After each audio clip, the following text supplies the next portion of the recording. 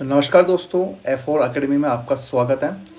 आज की class SSC GD 2026 की प्रैक्टिस की सीरीज़ के अंदर PYQ सेट 11 करने वाले हैं, जिसके अंदर हमारा टारगेट है 20 में से 20 मार्क्स लाना मैथ्स के अंदर।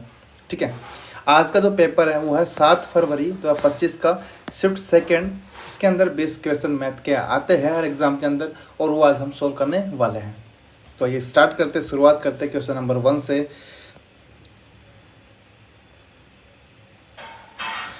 एक सेल्समैन अपनी दुकान में नोटबुक की खरीद पर 25 खरीदे हैं और 5 मुफ्त पाए कि एक छूट स्कीम का ऑफर देता है।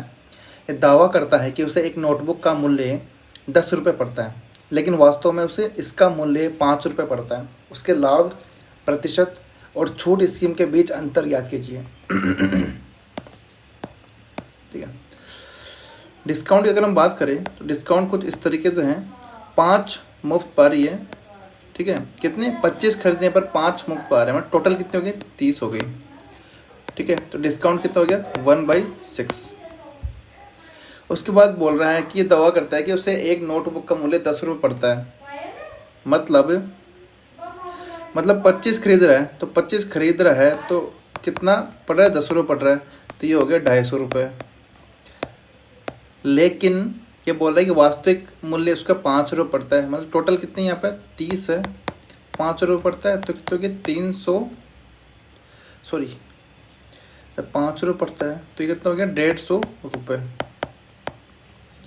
पर डिफरेंस कितना है 100 रुपये का है, और 100 रुपये किस पर है 150 पर। तो प्रॉफिट जो कितना बन रहा है, प्रॉफिट बन रहा है 100/150, ये हो गया 2/3। अकॉर्डिंग टू क्वेश्चन, लाभ, प्रतिशत और छूट स्कीम के बीच अंतर ज्ञात कीजिए। तो 2/3 माइनस 1/6 करेंगे तो 6 एलसीएम आ जाएगा, 4 माइनस 1 ये होगा 3/6 बराबर 1/2। परसेंट में निकालेंगे तो 1/2 का मतलब कितना हुआ 50%। ऑप्शन नंबर 4 इसका सही आंसर हो जाएगा। ठीक है, यदि 18 और 98 का मध्यानुपाती 2a+6 है तो a का मान ज्ञात कीजिए। मध्यानुपात का मतलब होता है 18 अनुपात 2a+6 समानुपात 2a+6 अनुपात हो गया 98। ठीक है, कैसे सोल्व करते हैं, अंदर वालों का गुणा बराबर बाहर वालों का गुणा। यहाँ पर 2a+6 का होल स्क्वायर इक्वल टू 18 × 98। ठीक है, सबसे आसान तरीका है इसका वर्गमूल निकालने का, इनको तोड़ दो। कैसे, क्योंकि 9 × 2 9 दूनी 18 इंटू इसमें जब हम डिवाइड करते हैं तो ये हो गया 49 × 2। ठीक है, ये 2a+6 का होल स्क्वायर। जब अंडररूट करते हैं तो यहाँ पे 9 का कितना बच जाएगा 3, 2 दूनी 4, 4 का 2, 49 कितना बच गया 7। यहाँ से 2a+6 की वैल्यू हो जाएगी 6 और ये 42। 2a इक्वल टू 36 और a की वैल्यू 18। ठीक है, a की वैल्यू पूछिए, ऑप्शन नंबर 3 इसका सही आंसर है।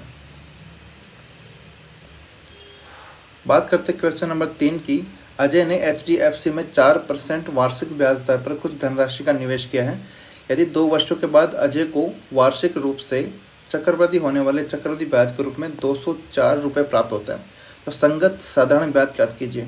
ठीक है, इसको सोल्व करने का तरीका मैंने बताया था कल भी कि 4% को अपन मूलधन मानना है एक तरीके से। तो मूलधन मानने के लिए जो रेट है उसको अपन साल के अकॉर्डिंग तोड़ लेते हैं। तो 4 बटे होता है 4/100 बराबर 1/25। ठीक है, 2 साल है तो 2 साल के लिए अपन मान लेते हैं मूलधन जो है वो हो जाएगा अपने पास 25 × 25 इक्वल टू 625। ठीक है, तो पहले साल का जो अपन CI कैसे निकालते हैं 625, पहले साल का 4/100 ये हो जाएगा 25, और 25 × 4/100 करेंगे तो ये हो जाएगा अपने पास 1। ये 2 × 1 ये हो गया अपने पास 50 रुपये, और ये हो गया अपने पास 1 रुपये। यहाँ पर ये वैल्यू है अपने पास एस आई की, ये वैल्यू है अपने पास सी आई माइनस एस आई की, और टोटल जो 51 रुपये है वो किसकी वैल्यू है, सी आई की वैल्यू है। अपने पास अकॉर्डिंग टू क्वेश्चन सी आई की वैल्यू 204 रुपये दे रखी है, और यहाँ पे सी आई की वैल्यू कितनी आ रही है, 51 रुपये है। ठीक है, तो ये संगत साधारण ब्याज का वैल्यू पूछ रहा है, तो मतलब यहाँ पे 51 रुपये की जो वैल्यू है अकॉर्डिंग टू क्वेश्चन अपने पास दे रही है 204 रुपये। तो साधारण ब्याज कितना होगा, तो 50 रुपये की वैल्यू निकालनी है अपन को। साधारण ब्याज कितना है, 50 रुपये, तो 204/51 इंटू 50 करेंगे अपने पास, तो अपने पास वैल्यू आती है 200 रुपये। ऑप्शन नंबर 1 इसका सही आंसर हो जाएगा।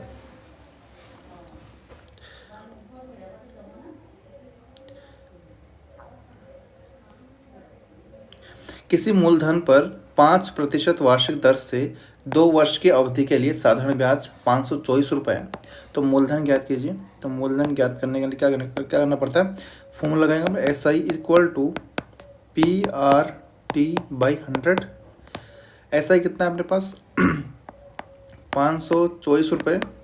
मूलधन अपने को निकालना है, रेट अपने पास 5%, टी की वैल्यू 2 वर्ष बटे 100। ठीक है, ये रहेगा 5 दूनी 10, 10 से 10 कैंसिल आउट, और पी की जो वैल्यू हो जाएगी अपने पास वो हो जाएगी 5240 रुपये।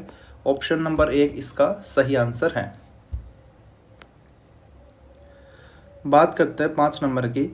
एक बड़ी से बड़ी संख्या ज्ञात कीजिए जिससे 1477 और 671 को भाग देने पर क्रमशः 0 और 6 शेषफल प्राप्त हो। ठीक है, अब 1477 में अगर भाग दे तो अपन पर 0 शेषफल प्राप्त हो। ठीक है, 20 से कटेगा नहीं, 16 से कटेगा नहीं, 7 और 17 से देख लेते। तो पहले 7 से देख लेते अपन, भाग दे के जब 7 से डिवाइड करेंगे अपने पास तो शेषफल क्या आ रहा है, 0 शेषफल प्राप्त हो रहा है। वही इसके अंदर देख लेते हैं, 7 से भाग देने पर कितना आ रहा है, 671 के अंदर जब 7 से डिवाइड किया 63 और 6, यहाँ पे 6 शेषफल प्राप्त होता है। तो इससे ऑप्शन नंबर 1 इसका सही आंसर हो जाएगा।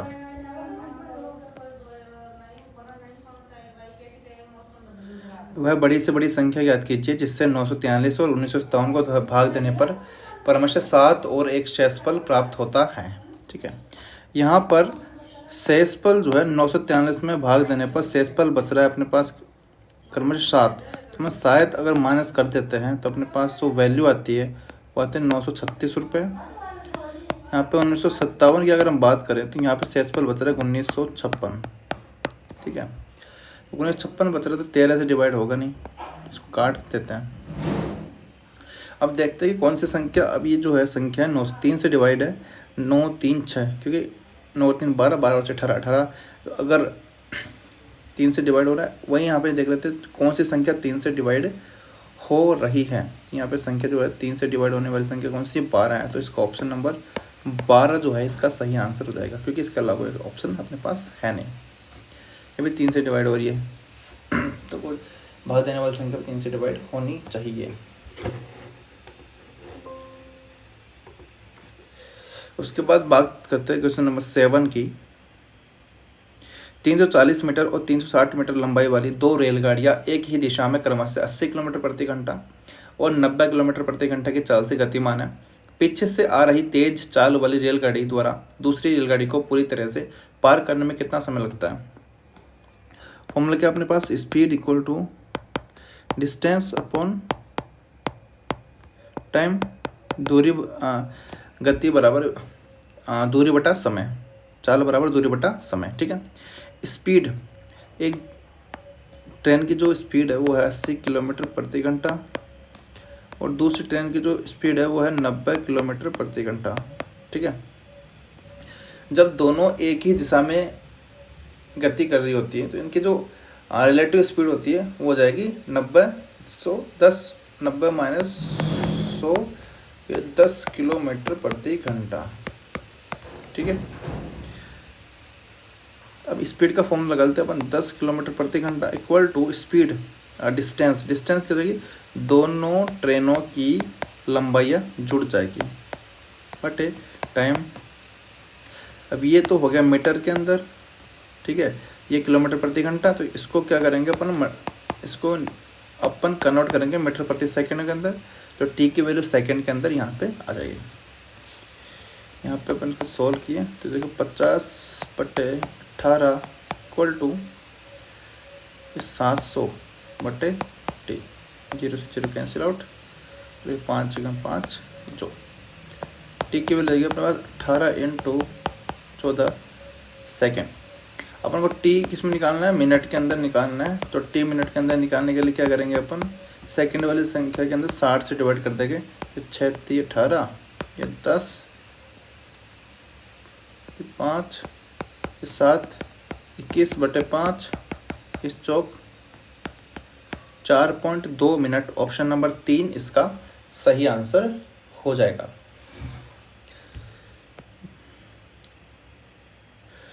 क्वेश्चन नंबर 8 की बात करते हैं। एक समचतुर्भुज के विकर्ण क्रमशः 4 मीटर और 6 मीटर है, इसका क्षेत्रफल ज्ञात कीजिए।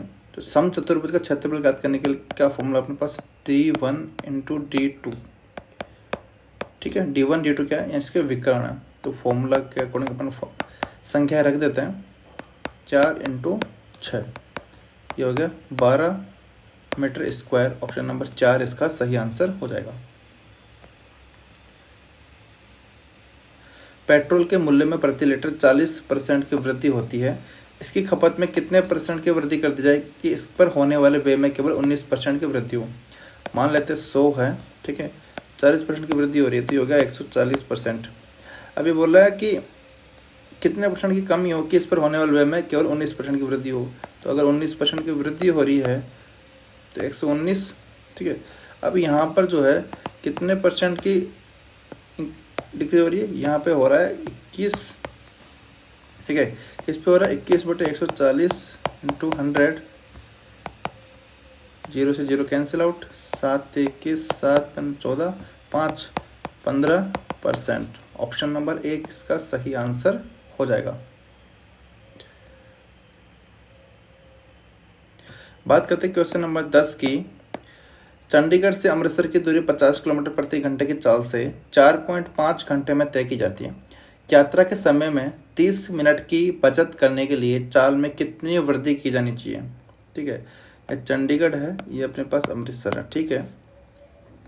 स्पीड है अपने पास 50 किलोमीटर प्रति घंटा और टाइम ले रहा है अपने पास 4.5 घंटे। इस डिस्टेंस निकल जाएगी। डिस्टेंस निकालने के लिए क्या करना पड़ता है, 50 × 4.5 25 225 किलोमीटर, ठीक है। अब यहाँ से ये बोल रहा है कि 30 मिनट की बचत, मतलब 30 मिनट कम करना है। तो यहाँ से स्पीड हो जाएगी, डिस्टेंस 225 किलोमीटर रहेगा। 30 मिनट अगर हम कम कर दें तो यहाँ पे 4 घंटे बच जाएंगे। तो 4 से डिवाइड करेंगे, 4 × 5 = 20, 2 × 4 = 24, 4 × 2 = 8, 56.25। पहले कितना था, 50 किलोमीटर प्रति घंटा, अब हो गया 56.25 किलोमीटर, ठीक है। तो यहाँ पे डिफरेंस या फिर कितनी वृद्धि की गई, अपन को 56.25 में से जब 50 निकालते हैं तो 6.25 किलोमीटर प्रति घंटे की वृद्धि की जाती है। तो ऑप्शन नंबर 2 इसका सही आंसर है। यदि रवि की आय राम की आय से 24% अधिक है तो राम की आय रवि की आय से कितने % कम है, ठीक है। रवि की आय और राम की आय, रवि की आय राम की आय से, मान लो राम की आय 100 है तो रवि की आय जो हो जाएगी वो हो जाएगी 124, ठीक है। अब ये बोल रहा है कि राम की आय रवि की आय की कितनी तुलना में कितनी कम है, कितनी कम है, -24, किसकी तुलना में, रवि की तुलना में। 24/124 × 100, ठीक है। 4 4 × 24, 4 × 12, 4 × 4, 600/31%। ऑप्शन नंबर 2 इसका सही आंसर हो जाएगा। बात करते हैं क्वेश्चन नंबर 12 की। एक कक्षा के 40 विद्यार्थियों की औसत आयु 12 वर्ष है। यदि शिक्षक की आयु भी सम्मिलित कर ली जाए तो संपूर्ण समूह की औसत आयु 13 वर्ष हो जाती है। शिक्षक की आयु याद कीजिए। जब 40 विद्यार्थी होते हैं तो औसत आयु जो होती है 12 साल होती है। लेकिन जब इसके अंदर एक शिक्षक ऐड हो जाता है तो आयु जो है वो आती है 13 साल। तो यहाँ पे कितने की वृद्धि हुई? यहाँ पर हुई 1 की वृद्धि। तो 1 की वृद्धि होती है 40 को 1 से मल्टीप्लाई कर लेंगे, ठीक है, औसत हो जाएगा 13। उसके बाद में एक एक्स्ट्रा ऐड हो रहा है तो उसके अंदर टोटल अपन क्या कर लेंगे? 13 ही ऐड कर लेंगे, तो हो जाएगा अपने पास 53 साल। शिक्षक की आयु 53 साल हो जाएगी।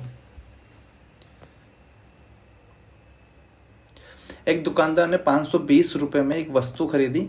20% लाभ प्राप्त करने के लिए उसे वस्तु किस मूल्य पर बेचना होगा? ठीक है, 520 रुपये की अपने पास कोई चीज़ है, 20% का लाभ है तो 120/100 कितना जाएगा? 0 से 0, 0 से 0 कैंसिल आउट। 12 दूनी 24, 2 12 पंच 60 और 65, 624 रुपये। ऑप्शन नंबर 4 इसका सही आंसर है। ए और बी किसी कार्य को क्रमशः 30 दिन और 10 दिन में पूरा कर सकते हैं। यदि वे ए से शुरू करके बारी बारी से एकांतर दिनों में काम करते हैं तो कितने दिनों में काम पूरा हो जाएगा? ए कंप्लीट करता है कितने दिनों में? 15 दिनों 30 दिनों के अंदर। ए काम करता है 30 दिनों के अंदर। बी काम करता है कितने दिनों के अंदर? 10 दिनों के अंदर, ठीक है। एलसीएम लेते हैं अपने पास 30 आ जाएगा, यहाँ पे 1 और यहाँ पे 3। पहले ए काम करता है, फिर उसके बाद बी काम करता है, उसके बाद ए काम करता है, उसके बाद बी काम करता है, ऐसे ऐसे काम चलता है। जब ए काम करता है तो एक काम करता है, जब बी काम करता है तो 3 काम करता है, और टोटल जो है ये 4 काम करते हैं, ठीक है।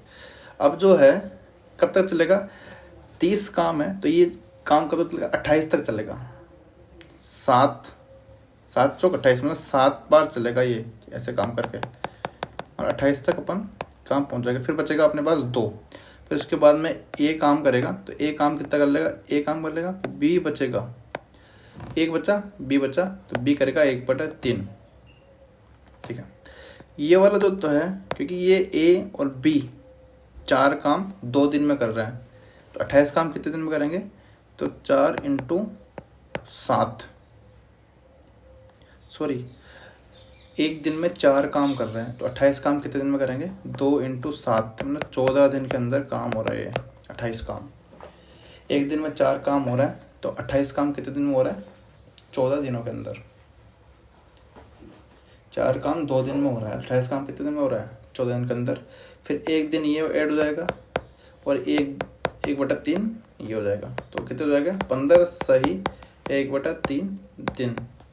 ऑप्शन 3 इसका सही आंसर हो जाएगा।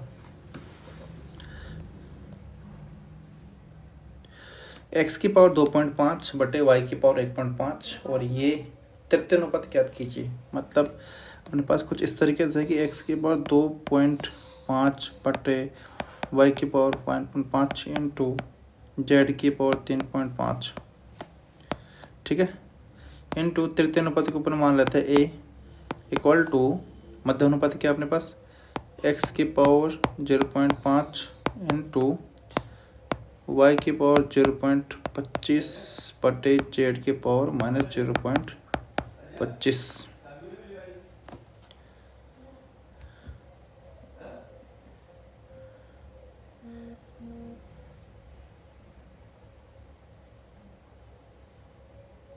सॉरी ये 0.25 है यहाँ पे,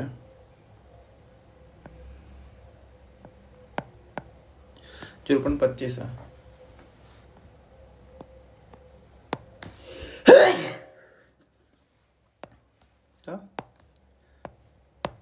स्क्वायर कर देंगे, मध्य अनुपात ऐसे निकालता है। अब जो है एक इधर करेंगे उधर करेंगे, यहाँ पे x की पावर 0.25 है, x की पावर 0.25 है इंटू इसको अपना ऐसे डायरेक्ट में सोल्व कर लेते हैं। स्क्वायर जो वर्गमूल अंदर सोल्व करेंगे 0.5 निकल जाएगा इंटू y की पावर 0.5 बटे z की पावर 0.25 ऊपर जाएगा तो ये जाएगा z की पावर 0.5 बटे में ये जगह x की पावर 2.5 इंटू जेड की पावर 3.5 और y ऊपर चल जाएगा y की पावर 1.5। सोल्व कर लेंगे अपन, तो ये 0.5 2.5, तो ये नीचे आ जाएगा x की पावर 0.x की पावर 2 इंटू y 0.5 1.5 ये जाएगा y2, जेड नीचे जाएगा जेड क्यूब, तो अपने पास आंसर है वाई स्क्वायर बटे x square Z cube. Option number 3 इसका सही आंसर है। कृष्ण के पास 1224 रुपये, उन्होंने इसे अपने पुत्र वीर और नितिन के बीच बांट दिया। उन्हें इसे वार्षिक रूप से चक्रवृद्धि 4% वार्षिक ब्याज दर पर निवेश करने को कहा। देखा गया कि वीर और नितिन को क्रमशः 12 और 13 वर्ष बाद समान धनराशि प्राप्त होती है। कृष्ण नितिन को कितनी धनराशि दी? तो ये हो गया नितिन अपने पास, उसके बाद में ये कितना है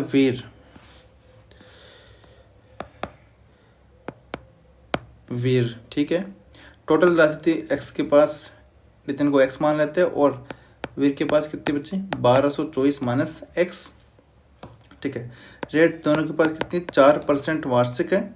वीर को 12 वर्ष लगता है और नितिन को 13 वर्ष लगता है, ठीक है, और समान धनराशि प्राप्त होती है। तो कृष्ण नितिन को कितनी धनराशि दी? ठीक है, सी का फॉर्मूला लगाते हैं। सी का फॉर्मूला क्या होता है? 1 प्लस आर बटे 100 की पावर टी। इसको ध्यान रखते हुए अपन लगाते हैं। एक्स की वैल्यू कितनी है?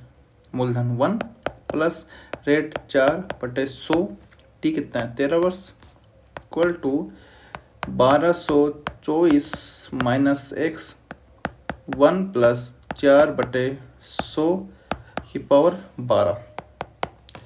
यहाँ से 12 से ये कट जाएगा, तो यहाँ पे कितना बचा? 104 बटे 100 इक्वल टू यहाँ से 1224 माइनस एक्स। ये सोल्व किया तो यहाँ पे आ गया 104x, 100 उधर निकालेंगे तो 1224 00 इंटू 100x, इधर जाएगा 204x इक्वल टू 1224 0। यहाँ से x की जो वैल्यू आ जाएगी अपने पास वो कितनी जाएगी?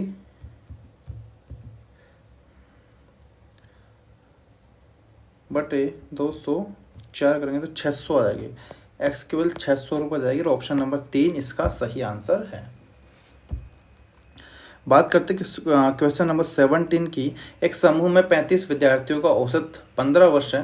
जब शिक्षक की आयु को शामिल किया जाता है तो समूह की औसत आयु में 1.25 वर्ष की वृद्धि होती है। शिक्षक की आयु याद कीजिए। एक समूह में 35 विद्यार्थी है तो उनकी औसत आयु कितनी है? 15 साल है। उसके बाद में एक शिक्षक ऐड हो जाता है, टोटल हो गया 36। तो इसकी जो औसत आयु वो हो जाती है 1.25 से इंक्रीज होकर 16.25, ठीक है। शिक्षक की आयु निकालनी है। शिक्षक की आयु निकालने के लिए क्या करेंगे? पहले तो 35 को मल्टीप्लाई करेंगे 1.25 से, क्योंकि टोटल 35 लोगों का 1.25 से एवरेज बढ़ रहा है। उसके बाद में जब नया बंदा ऐड करेंगे, अगर अपन को 16.25 ही रखना है तो 16.25 ही ऐड करना पड़ेगा, तभी जाके एवरेज होगा सेम आएगा। ये ऐड कर लेते हैं तो 35 को 1.25 से मल्टीप्लाई कर लेते हैं प्लस 16.25 करते हैं, तो अपने पास वैल्यू आती है 60 साल। शिक्षक की आयु कितनी है? 60 वर्ष है। क्वेश्चन नंबर 18, ठीक है। 32 भाग 8 इंटू 4 माइनस 3 इंटू 3। सबसे पहले इसको डिवाइड कर लेते हैं, तो ये हो गया 4 8 चौक 32, फिर 4 माइनस 3 इंटू 3, ये हो गया 16 माइनस 9, कितना बच गया? 7। ऑप्शन नंबर 2 इसका सही आंसर। प्रमोद ने 154 कुर्सियां बेची है, उससे 54 कुर्सियों के विक्रय मूल्य के बराबर लाभ हुआ है। उसका लाभ परसेंट ज्ञात कीजिए। 154 कुर्सियां बेची है, मतलब 154 कुर्सियों का विक्रय मूल्य किसके बराबर हो जाएगा? 154 कुर्सियों के क्रय मूल्य प्लस प्रॉफिट हुआ, तो 54 कुर्सियों के एसपी के बराबर ये बोल रहा है। इधर जाएगा तो ये होगा 100 CP equal to 100 SP equal to 154 CP। यहाँ पे CP अनुपात SP कितना जाएगा? 154, ये हो गया 100 भाग प्लस कितना है प्रॉफिट निकालेंगे अपन, तो प्रॉफिट निकालने के लिए क्या करना है, 54 CP कितना है अपना 100 इंटू 100, 54% अपने पास CP आ जाएगा। ऑप्शन नंबर 1 इसका सही आंसर है। क्वेश्चन नंबर 20 की बात करते हैं। ये हो गया -9, ये माइनस से मल्टीप्लाई करेंगे तो ये हो गया 60, ठीक है। -15 से डिवाइड करेंगे, ठीक है, और ये हो जाएगा +-3 इंटू 6। ये 9 का 9 कैसे ऐसे हो जाएगा, इसमें डिवाइड किया 60 में तो 15 चौक 60 माइनस इसको मल्टीप्लाई किया 18 तो 27 4 31। ऑप्शन नंबर 2 इसका सही आंसर हो जाएगा। आज की क्लास अगर समझ में आ रही है और आगे की क्लास अगर आप देखना चाहते हो तो please like subscribe. Thank you.